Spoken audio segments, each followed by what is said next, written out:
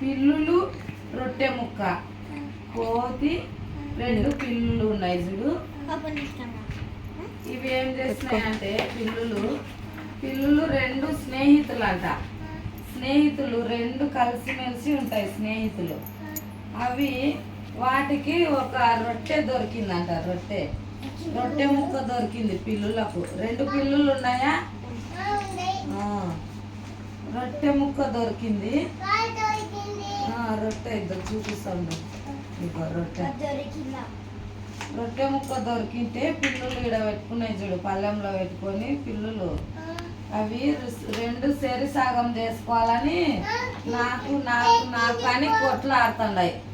నాకు కావాలని సగము తీసుకోవాలని కొట్లాడుతున్నాయి. అవి కొట్లాడుతుంటే అప్పుడు ఏమైందంటే ఒకటి కోతి వస్తుంది. కోతి ఆ దారిలో పోతా ఉంటాయి.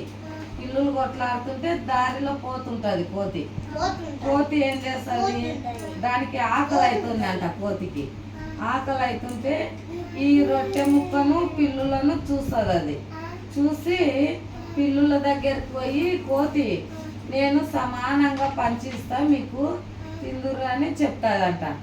చెప్తే అది కోతితో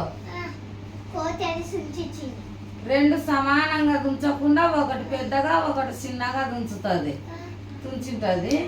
ఇంకా తర్వాత ఏమవుతుంది, కోతి 2 సమానంగా రాలేదు అని దానికి ఆకలి అవుతుంటుంది. కోతికి ఆకలి అవుతుంటే పెద్దగా ఉండేది అది తింటే అది మళ్ళీ చిన్నగా అవుతుంది. ఇది చిన్నదానికన్నా ఇంకా చిన్నగా అవుతుంది.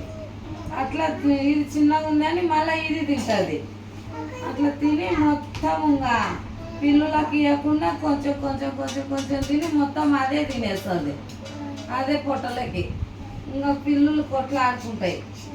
కింద ఇవ్వకుండా అని తిని ఇంకా పిల్లులు ఏమనుకుంటాయి,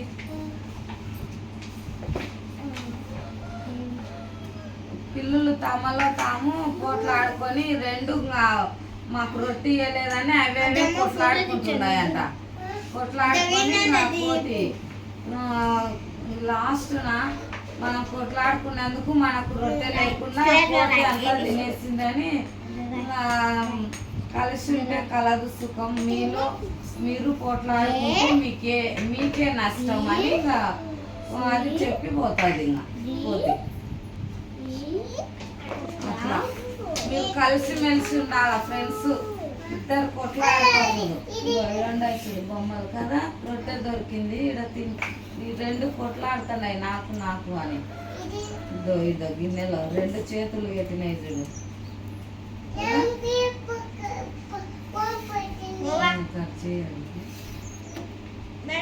చూస్తున్నారా కోతి? 2 పిల్లులు.